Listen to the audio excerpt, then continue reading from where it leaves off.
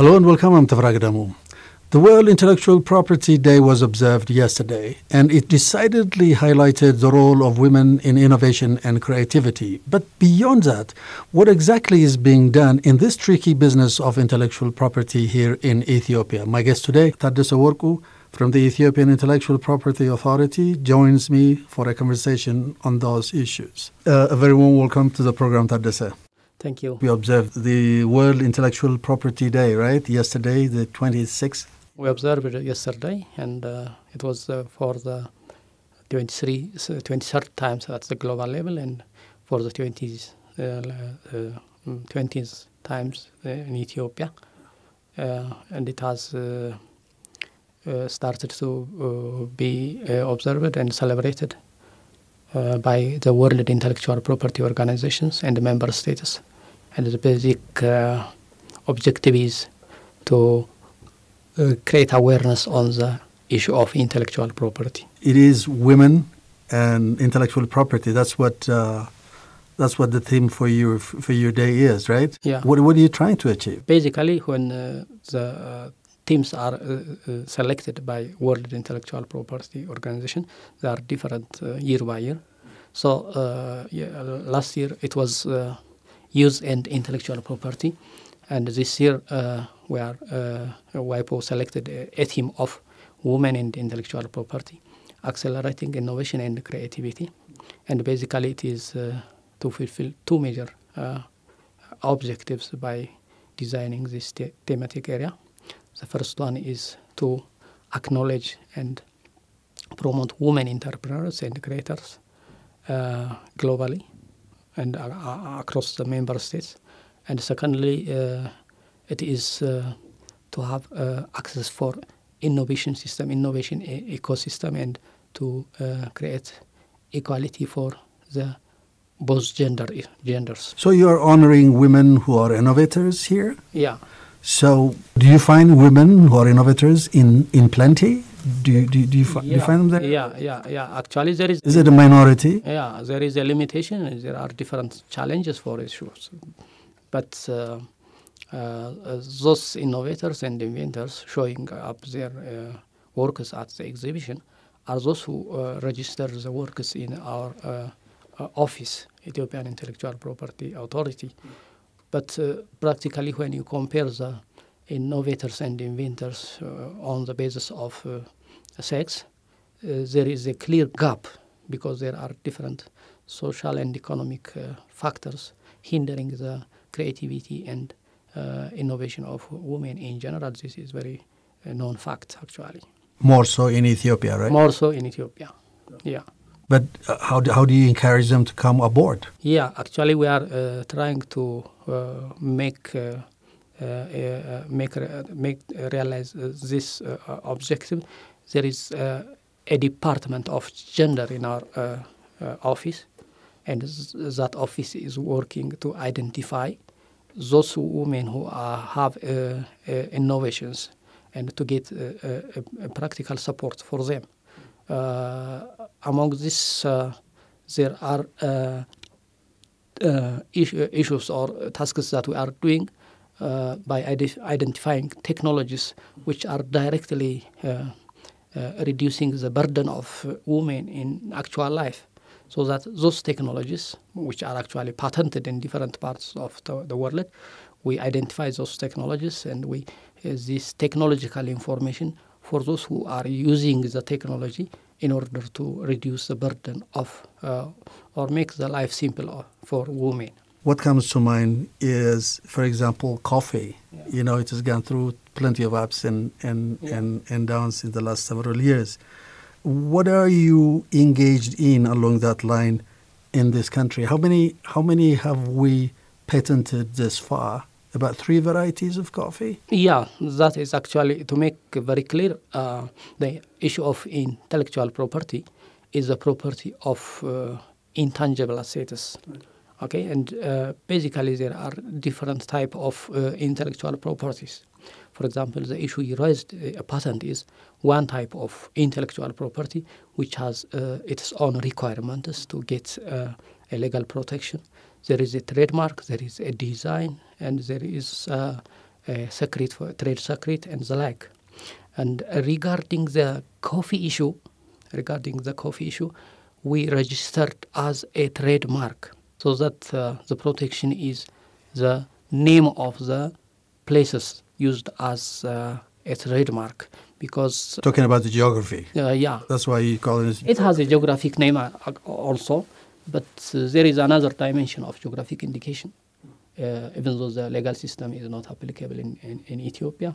And but at that time, Ethiopia protected those coffee names by trade names.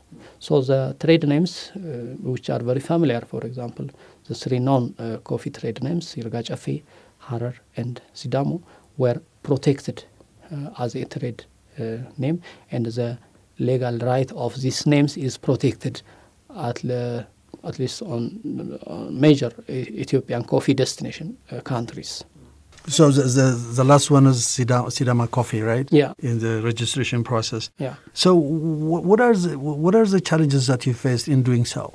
Yeah, actually, it wasn't an easy feat. Yeah, it was really challenging.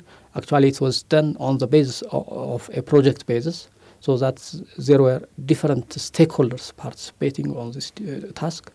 The Ministry of Foreign Affairs, the Ministry of Trade, the Ethiopian Intellectual Property, and a number of technical committees were established, and there were also foreign actors who were donating resources for the registration process. As you know, registration by itself is a very costly process, so that donors from abroad supported this project, so that it was done like this. So the real challenge at this time is that the project has done good relatively, because it protected the well-known marks of Ethiopian trademarks. But after the registration, there is an issue of trademark management or brand management. Okay, you have to administer your property. So the question is, who owns that? Yeah. Is it a legal term? Is a legal issue here? Yeah, there is an issue of legal term, and sometimes it may demand a political decision. Because when the trademarks were registered at that time, most applications were filed by the name of Ethiopian government. Okay, yes, seemingly when you are an Ethiopian and when you apply for a trademark abroad, it is appropriate to take Ethiopian government as an applicant. But when you come to home, who is Ethiopian government? Because it is a property.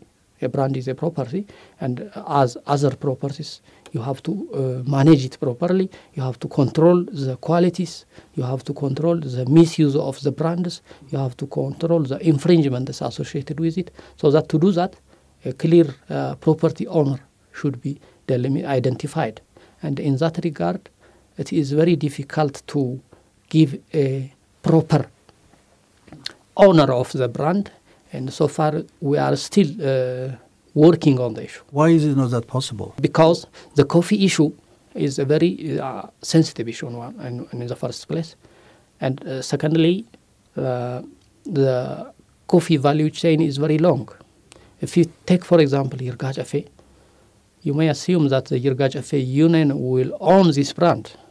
But there are other people who are also selling the Yirga Cafe coffee. Okay? Who are participating in the value chain. So that if you give the ownership right for Yirga Cafe Union, he will have a monopoly right, so that he can protect others. So that will affect the economic transaction again.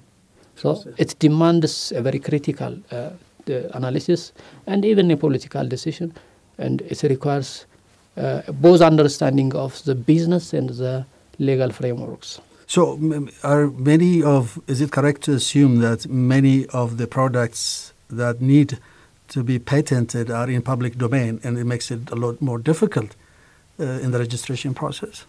Yeah, one of the real problem from the developing country perspective, when you are in Ethiopia, the knowledge is the agricultural products and the practices and the products are very collectively owned. But basically, the intellectual property concept is derived from the individual rights, as you may remember. Intellectual property the granting intellectual property rights started around the Industrial Revolution, simply because to motivate the individual creators. So that in the West, it is an individual based right. So when you come to developing countries like Ethiopia, most of the knowledge, most of the technical know-hows, most of the products are owned collectively, so that it becomes very difficult to assign an owner. And at the same time, the common intellectual property concepts such as patents, such as designs, such as the trademark, they have strict criteria. Okay, if you think of, for example, a patent, to get a patent, you need to fulfill at least 3 criteria. First, your invention must be novel across the world. So when you come to most of the practices in Ethiopia, if you take a traditional medicine, for example, most practices are very common, and we know each other. Which plant is used for which purpose, which ailment, okay? So that the information is available and it loses its novelty.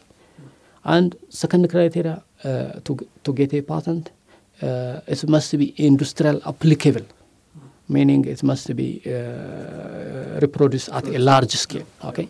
So that in this case, again, some processes or some technical know-hows may not be that much feasible according to the technological concept, okay?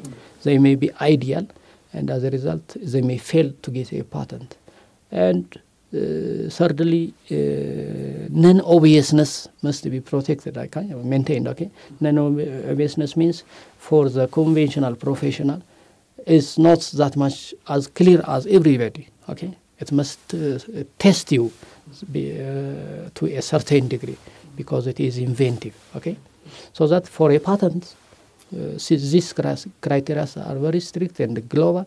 So when you apply these criteria to most of our knowledges in Ethiopia, they fail and they remain at the public domain. And someone somewhere in Europe or North America can claim the patent rights for any product. For example, as they did way back in 2003, when a Dutch national filed this patent for theft product in a Dutch court. That was it, right? Yeah, that was a different issue actually. But as I explained, I explained, we assume this traditional knowledge are in the public domain, but sometimes researchers, companies make several tricky issues, okay? Even you can add values on the basis of traditional knowledge. For example, we use a plant on a coffee cup, okay, to make a flavor. The raw plant will be added into your coffee. But you research it why you are adding that plant to the coffee. You assume, for example, it may maximize the flavor of the coffee. So that simply by taking that plant and by processing that plant, you can prepare the flavor ingredient for the coffee.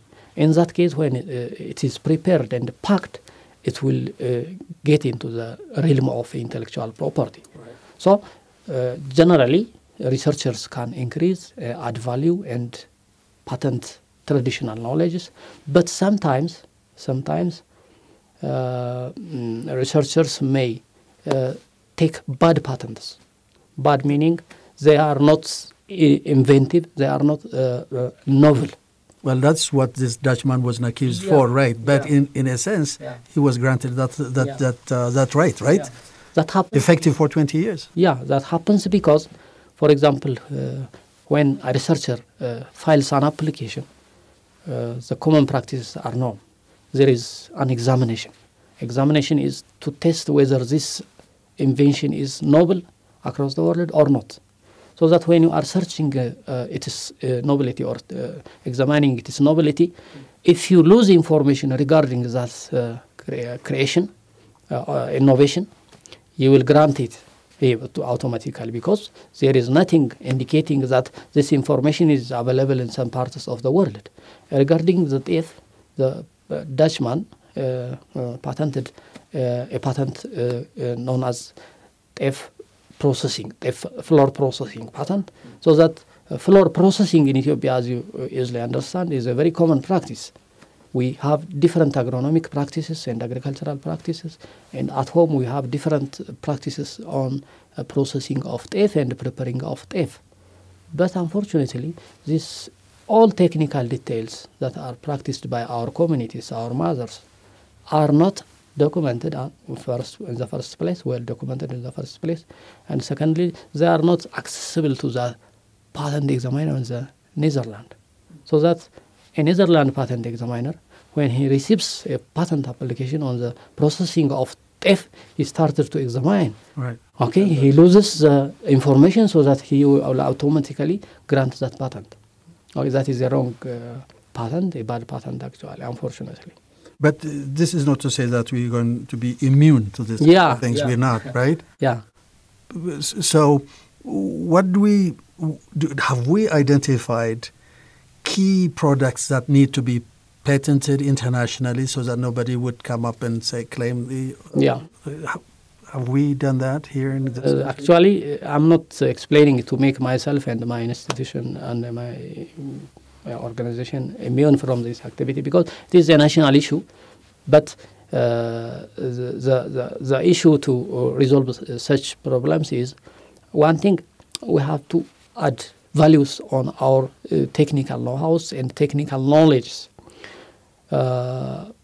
Some of the traditional knowledge, some of the traditional practices will not be that much competitive as they are today, so that we as Ethiopians, either as a research institution, either as a businessman, are expected to add values on those existing practices. When you add value, you will have a possibility of protecting your product by intellectual property. And at the national level or at the country level, Ethiopia needs to have established other legal frameworks which protects this public domain knowledges, at least a certain defensive mechanism, okay, a defensive mechanism of protection. As my office, to explain some activities from my office, we are working a legal framework which gives a sui generis protection, because the patent cannot protect because of the criteria. The trademark is not effective, the design and the like, so that this type of knowledges needs to be protected by their own intrinsic qualities, so that a sui generis system of legal framework is essential, so that we are working on a legal framework and we are working to establish a database of having this technical information of traditional knowledge. The intention is, after establishing this database, it will be accessible to those patent examiners in Europe or in North America, so that when a patent is applied in Netherlands, for example, they can look into that. They can look at it here, so that there is a prior art. Are you going to make that available? Yeah. When are you going to make that available? Actually, it takes a long time, because it demands a very technical and a detailed documentation of all the processes. Because if you take, for example, one sector of activity, for example, the teff process, agronomic process, starting from the plowing up to the table, it has a long list of activities and knowledge. Okay. Would that include products that you have locally trademarked? Yeah, locally trademarks and patent issues are sometimes different issues. Okay, they have different philosophies. A trademark will protect your identity or your company, the goodwill of your company. Okay, it does not protect the technical know-how or the technical information, what it is maintained within the product. But it kind of provides your presence. Yeah, in the market. So that which means in the markets, it tells that your product is available and who you are and how you produced, maybe. Okay, so that it tells to the consumers that your which product is produced by which company. So your institution, is it well placed to surmount these challenges that it faces? Because many of the challenges are transnational, right? Yeah, actually, I don't feel comfortable to answer this question because it is really a challenge because the institution, my expectation and the technical expertise which are assumed to be filled in within the institution must be very highly skilled in terms of technology administration, in terms of technology management, in terms of technology innovation activities. But generally there is a lack of human skill and a lack of well-trained manpower in general. So that given these limitations, I'm not confidently claiming that we are playing in a good mode in the global scenario. And what's being done to address those problems? Yeah, regarding that, very recently we have made a very attractive structure, so that according to the civil service adjustment, we have made an attractive structure, and based on that structure, we have made modifications to attract more employees with capabilities.